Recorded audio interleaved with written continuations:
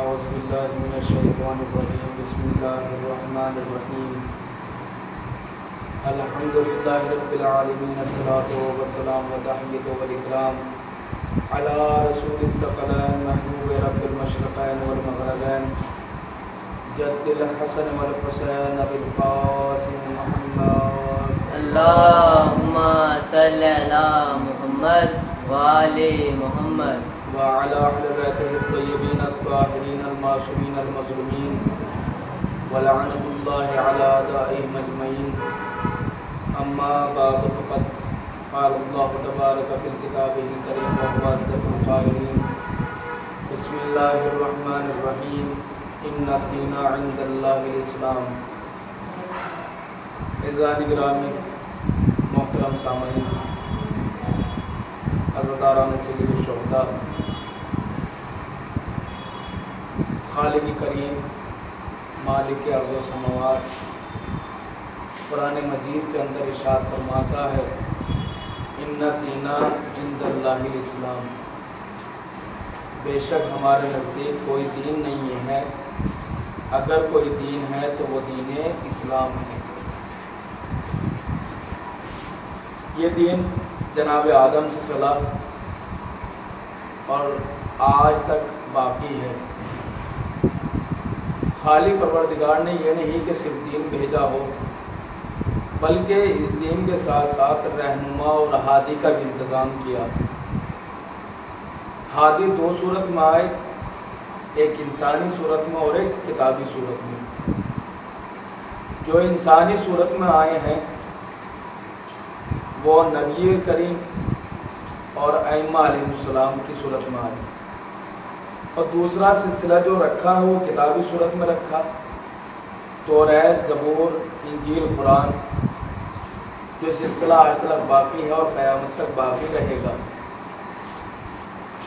اور اس اسلام کے لیے اللہ نے کچھ قانون، کچھ ضابطے معین کیے ہیں کہ دیکھو زندگی اس طریقے سے گزارنا. انہی قاعدوں اور قوانین میں سے ایک قانون کا نام ہے کہ جس کو ہم کہتے ہیں دعا. یہ قانون وہ ہے کہ جس کے ذریعے سے انسان اپنے معبود کے ساتھ رابطہ کرتا ہے. یہ قانون وہ ہے کہ جس کے ذریعے سے انسان اپنے نبی سے رابطہ کرتا ہے. یہ قانون وہ ہے کہ جس کے ذریعے سے انسان اپنے اماموں سے رابطہ کرتا ہے. یہی تو وجہ ہے کہ اللہ نے ارشاد فرمایا وَقَالَ رَبُّكُمْ ادْعُونِي أَسْتَجِبْ لَكُمْ، کہ تمہارا پروردگار تم سے کہتا ہے کہ تم مجھ سے مانگو، تم مجھ سے دعا کرو، میں تمہاری دعاؤں کو سنوں گا، تمہاری طلب کو پورا کروں گا. یہ پروردگار نے پہلا حکم ہمیں دیا، اور اس کے فوراً بعد ہی اللہ کا تیور بدلا، لہجہ بدلا. پروردگار نے آگے ارشاد فرمایا ان الذین یستکبرون عن عبادتی سیدخلون جہنم داخرین. لیکن یاد رکھنا، اگر تم نے اپنی عبادتوں کے اوپر غرور کیا، گھمنڈ کیا، تو یہ غرور تمہیں جہنم تک لے کر جائے گا. یعنی عبادتوں کے اوپر گھمنڈ نہ کرنا. اگر تم نے عبادتوں کے اوپر گھمنڈ کیا تو ہم تمہیں جہنم کے اندر ڈال دیں گے. عزیزان گرامی، اس آیت کے اندر خداوند کریم نے دو لہجے استعمال کیے. ایک نرم لہجہ تھا، وہ یہ تھا وَقَالَ رَبُّكُمْ ادْعُونِي أَسْتَجِبْ لَكُمْ، کہ آپ مجھ سے مانگو، دعا کرو، میں تمہاری دعا کو قبول کروں گا. لیکن اس کے فوراً بعد ہی پروردگار کا لہجہ سخت ہو گیا، لیکن اگر تم نے اپنی عبادتوں میں غرور کیا تو ہم تمہیں جہنم میں ڈال دیں گے. عزیزان گرامی، یہ دعا ہے کیا؟ آداب دعا کیا ہے؟ فلسفہ دعا کیا ہے؟ دعا کیوں کرنا چاہیے؟ کس وجہ سے دعا کرنا چاہیے؟ آج کے اس ماحول میں، اس پرشو ماحول میں، سب سے بڑا ہتھیار اگر مومن کے پاس ہے تو وہ دعا ہے. آج یہ وائرس کا ہونا، اگر اس وائرس سے بچنا چاہتے ہیں تو سب سے زیادہ دعا کریے. جتنا آپ اپنے رب کے قریب ہوتے چلے جائیں گے اتنی ہی آپ کی پریشانیاں دور ہوتی چلی جائیں گی. لیکن شرط یہ ہے کہ آپ خلوص دل سے دعا کریں. اب دعا کس طریقے سے کرنا چاہیے؟ معصومین نے اس کے آداب بتلائے ہیں کہ اس طریقے سے دعا کرو. اگر تمہیں کوئی مشکل پیش آ جائے تو تم اللہ کی بارگاہ میں جاؤ، باوضو جاؤ، اور جانے کے بعد 2 رکعت نماز حاجت پڑھو، اپنے ہاتھوں کو بلند کرو اور بلند کرنے کے بعد اب اپنے پروردگار سے راز و نیاز کرو۔ اس طریقے سے راز و نیاز کرنا کہ تمہارا پروردگار تمہاری ہر بات کو قبول کر لے۔ لیکن دعا جہاں آپ کرے اس دعا کے اندر انسان کی رقت ہونا چاہیے، رونا ہونا چاہیے، تڑپ ہونی چاہیے، جذبہ ہونا چاہیے۔ خالی یہ نہ ہو کہ آپ نے 2 لفظ دہرا دی اور اپنا اٹھ کر واپس آ گئے، نہیں، اس طریقے سے آپ دعا مانگے کہ اللہ آپ کی دعا کو سن لے۔ رقت کے ساتھ ہونا چاہیے، آنسو آپ کی آنکھوں میں ہونا چاہیے، باوضو ہو کر۔ اور دعا جب آپ کریں تو یاد رکھیے گا پہلے دعا دوسروں کے لیے کیجیے، اس لیے کہ جناب سیدہ سلام اللہ علیہا نے ارشاد فرمایا الجار ثم الدار، کہ پہلے آپ پڑوسیوں کے لیے دعا کریں پھر اپنے لیے دعا کریں۔ یعنی کیا مطلب؟ یعنی بی بی سیدہ بتلانا یہ چاہتی ہے کہ جب آپ دعا کرنے کے لیے بیٹھیں تو پہلے اغیار کے لیے دعا کریں پھر اپنے لیے دعا کریں۔ اگر آپ نے اغیار کے لیے، غیروں کے لیے دعا کی تو خداوند عالم آپ کی دعا کو ضرور سنے گا۔ یعنی اللہ یہ چاہتا ہے کہ یہ دیکھنا چاہتا ہے کہ آپ دوسروں سے کتنی محبت کرتے ہیں، آپ کا محبت کا جو جذبہ ہے وہ دیکھنا چاہتا ہے۔ تو اس طریقے سے دعا کرنا چاہیے۔ آج کے زمانے میں اگر ہماری کوئی دعا قبول نہیں ہوتی ہے تو ہم اللہ سے رخ پھیر لیتے ہیں کہ پروردگار تو ہماری سنتا ہی نہیں ہے، ہماری دعا کو قبول کرتا ہی نہیں ہے۔ پروردگار یہ دیکھنا چاہتا ہے کہ آپ میں طلب کرنے کی جذبہ کتنا ہے، مانگنے کا جذبہ کتنا ہے۔ 1 بار آؤ گے ہو سکتا ہے پروردگار نہ دے، 2 بار آؤ گے ہو سکتا ہے پروردگار نہ دے، لیکن جب بار بار آپ ایک دروازے پر آ کر دستک دو گے تو ایک نہ ایک دن وہ دروازہ آپ کے لیے کھل جائے گا اور آپ کی دعا قابل قبول ہو جائے گی۔ چھٹے امام، امام جعفر صادق علیہ السلام کی خدمت میں ایک شخص آیا اور اس نے آنے کے بعد کہا مولا قرآن مجید کے اندر اللہ نے وعدہ کیا ہے وقال ربکم ادعونی استجب لکم، کہ تمہارا پروردگار تم سے کہتا ہے کہ دعا مانگو، میں تمہاری دعاؤں کو سنوں گا، قبول کروں گا۔ میرا عزیزو، اس نے کہا مولا میں دعا کرتا ہوں لیکن دعا قبول نہیں ہوتی ہے، مولا ایسا کیوں ہے؟ میں بڑا غریب ہوں، میرے پاس مال دنیا میں سے نہیں ہے، نہ میرے پاس دھن ہے نہ دولت ہے، کچھ نہیں ہے، مولا میں دعا کرتا ہوں دعا قبول نہیں ہوتی ہے، میں چاہتا ہوں کہ مال دنیا میں سے میرے پاس کچھ آ جائے، اس لیے کہ میں غریب ہوں، فقیر ہوں۔ مولا نے سوال کیا حل انت من شیعتنا، کیا تم میرے شیعوں میں سے ہو؟ اس نے کہا نعم، ہاں امام میں آپ کے شیعوں میں سے ہوں۔ مولا نے سوال کیا ذرا اتنا بتلاؤ، جب تم میرے شیعوں میں سے ہو تو میرا شیعہ جو ہے وہ کبھی غریب نہیں ہو سکتا، یعنی جو بھی شیعان حیدر کرار ہوگا، شیعان امام ہوگا، وہ کبھی غریب نہیں ہو سکتا ہے۔ اس کے بعد امام نے فرمایا میں ایک کام کرتا ہوں، کسی کسان سے کہتا ہوں کہ ایک زمین کا حصہ وہ تیرے لیے ہموار کرے اور اس کو میں مال و دولت سے بھروا دیتا ہوں، اور مال و دولت سے بھروانے کے بعد میں تجھے اس سے دلواتا ہوں، لیکن اس کی ایک شرط ہوگی۔ کہا امام کیا شرط ہوگی؟ کہا اس کی شرط یہ ہوگی کہ ہماری محبت جو ہے وہ دل سے نکال دے اور ہمارے دشمنوں سے محبت کرنے لگ، تو یہ سارا مال تجھے دے دیا جائے گا۔ اس نے کہا مولا مجھے اگر یہ پوری دنیا دولت سے بھر کر بھی دی جائے تو میں کبھی آپ کی محبت نہیں چھوڑوں گا۔ تو آپ نے غور کیا، یعنی سب سے بڑی دولت کا نام محبت اہل بیت ہے۔ سب سے پہلے ہمیں جو دعا کرنا ہے وہ کس چیز کے لیے دعا کرنا ہے کہ پروردگار ہمیں محبت اہل بیت کے اوپر زندگی گزارنے کی توفیق عطا فرما، اور اگر ہمیں موت آئے تو محبت اہل بیت کے اوپر موت آئے، اس لیے کہ محبت اہل بیت علیہ السلام وہ ہے کہ جو ہمیں دنیا میں بھی کامیاب بناتی ہے اور آخرت میں بھی کامیاب بناتی ہے۔ اسی طریقے سے مولا کائنات علی بن ابی طالب علیہ السلام کے پاس ایک شخص آیا اور اس نے آنے کے بعد کہا یا علی ہم دعا کرتے ہیں دعا قبول کیوں نہیں ہوتی ہے؟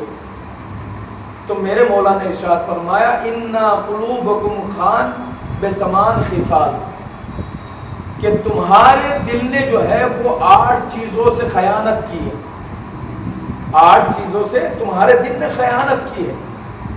اگر وہ 8 چیزیں تمہارے اندر نہ پائی جاتی تو تمہاری ہر دعا قبول ہو جاتی۔ اس نے ہاتھوں کو جوڑ کر کہا مولا وہ 8 چیزیں کیا ہیں؟ تو میرے مولا نے ارشاد فرمایا سب سے پہلی چیز جو ہے تم یہ دعویٰ کرتے ہو کہ ہم خداوند عالم کے اوپر ایمان لے کر آئے، لیکن ایمان لانے کے ساتھ ساتھ یہ بھی دعویٰ کرتے ہو کہ ہم اللہ کو پہچانتے ہیں، لیکن پہچاننے کے ساتھ ساتھ آپ حق معرفت الہی ادا نہیں کرتے۔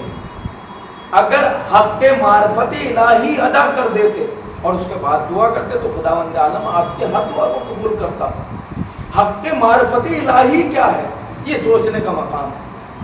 ہمیں سوچنا پڑے گا کہ حق معرفت کس طریقے سے ادا کیا جائے۔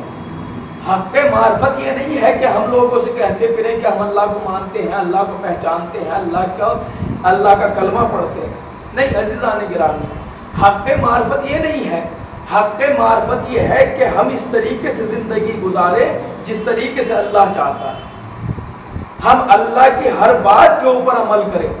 اللہ نے کہا نماز پڑھی تو ہم نماز پڑھیں، اللہ نے کہا روزہ رکھنا ہے تو روزہ رکھیے۔ ایسا نہ ہو کہ ہم وہ عمل انجام دیں کہ جو پروردگار کی مرضی کے خلاف ہو، ہم اپنے بڑوں کا احترام نہ کریں، جبکہ خداوند عالم نے کہا ہے کہ اپنے والدین کا احترام کرو۔ آج کے دور میں سب سے بڑا مسئلہ یہی ہے، آج اولاد اپنے ماں باپ کا احترام نہیں کر پاتی ہے، اپنے ماں باپ کا احترام نہیں کر پاتی ہے۔ پھر ایک دن وہ آتا ہے کہ انہیں بھی دیکھنا پڑتا ہے کہ ان کی اولاد ان کا احترام نہیں کرتی ہے۔ اگر کل ہم نے اپنے والدین کا احترام کیا ہوتا، ان کی ہر ضرورت کو پورا کیا ہوتا تو وہ ہماری ضرورت کو پورا کرتے، لیکن جب ہم نے اپنے ماں باپ کے ساتھ برا کیا تو ہماری اولاد اپنے ماں باپ کے ساتھ برا کرے گی۔ کیوں کسی شاعر نے کہا تھا کہ فطرتاً پیڑ کی شاخوں پہ ثمر آتا ہے، باپ کے خون کا بیٹے میں اثر آتا ہے۔ تو اگر ہم اپنے ماں باپ کے ساتھ اچھا سلوک کرتے تو ہماری اولاد بھی ہمارے ساتھ اچھا سلوک کرتی۔ آج کے زمانے میں ہر انسان اس بات سے پریشان ہے کہ ہماری بیوی ہمارے ماں باپ کا احترام نہیں کرتی ہے۔ تو سوال یہ ہے کہ آپ نے اپنے ماں باپ کا احترام کتنا کیا؟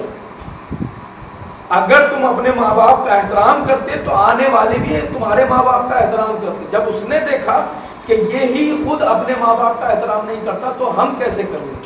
تو عزیزان گرامی، سب سے پہلی چیز کیا بیان کی مولا نے کہ تم اللہ کو پہچانتے تو ہو لیکن حق کے معرفت ادا نہیں کرتے۔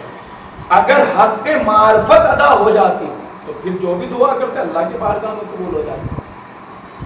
میرے عزیزوں، دوسری وجہ جو امام نے بیان کری ہے، امام فرماتے ہیں دوسری وجہ یہ ہے کہ تم یہ دعویٰ تو کرتے ہو کہ ہم انبیاء کے اوپر، اماموں کے اوپر ایمان تو لے کر آئے ہیں، یعنی ایمان لانے کا دعویٰ تو کرتے ہو، لیکن جب بات ان کے بات ماننے کی آتی ہے تو تم اس سے مخالف نظر آتے ہو۔ دیکھیں ہم نبی کو مانتے ہیں، آدم سے لے کر خاتم تک نبیوں کو مانتے ہیں، اور ہر مسلمان، ہر شیعہ کا عقیدہ ہے کہ 1,24,000 انبیاء اس دنیا میں آئے ہیں۔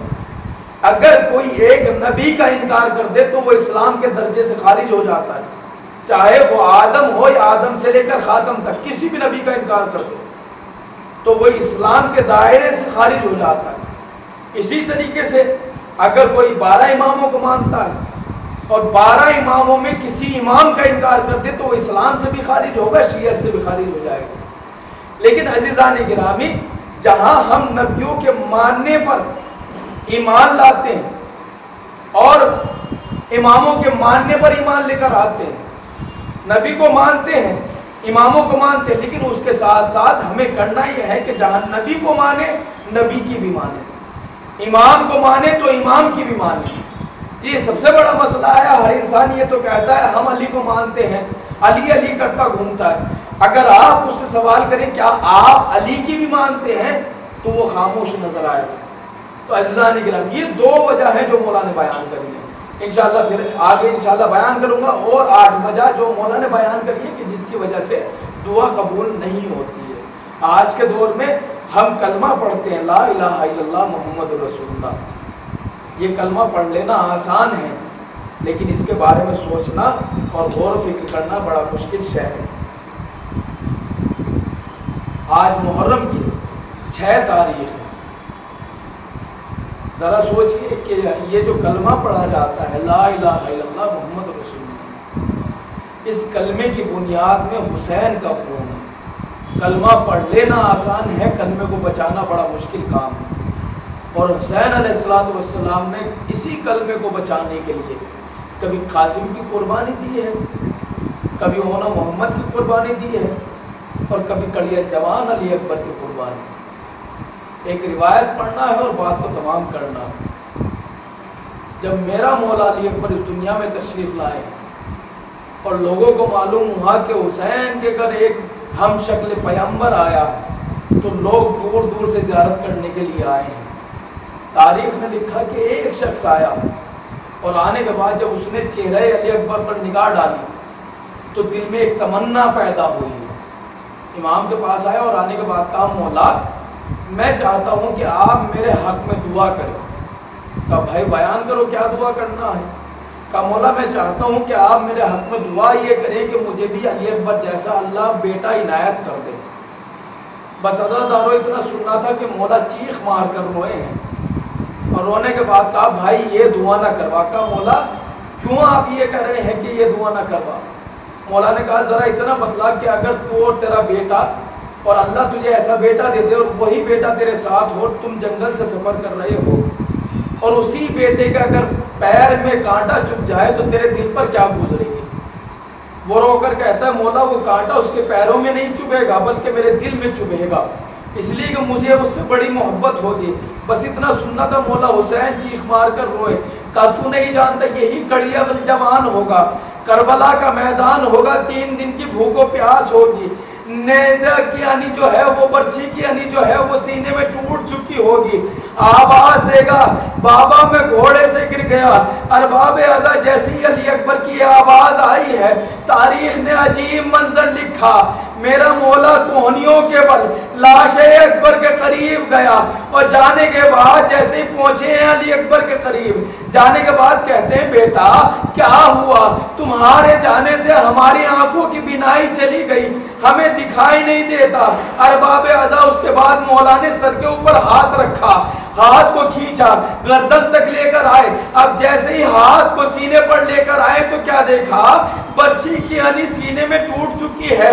آستینوں کو چڑھایا اور چڑھانے کے بعد اب جو برچھی کی انی پر ہاتھ ڈالا ہے نجف کی طرف رخ کیا، اور نجف کی طرف رخ کرنے کے بعد ایک مرتبہ یا علی مدد کہہ کر اب جو برچھی کی انی کو نکالا ہے تو تاریخ نے لکھا کہ انی کے ساتھ سینے علی اکبر باہر آ گیا، آواز دی زینب تیری کمائی اجڑ گئی، ام لیلا تیری کمائی اجڑ گئی، حسین کربلا میں لٹ گیا، الا لعنت اللہ علی القوم الظالمین، ربنا تقبل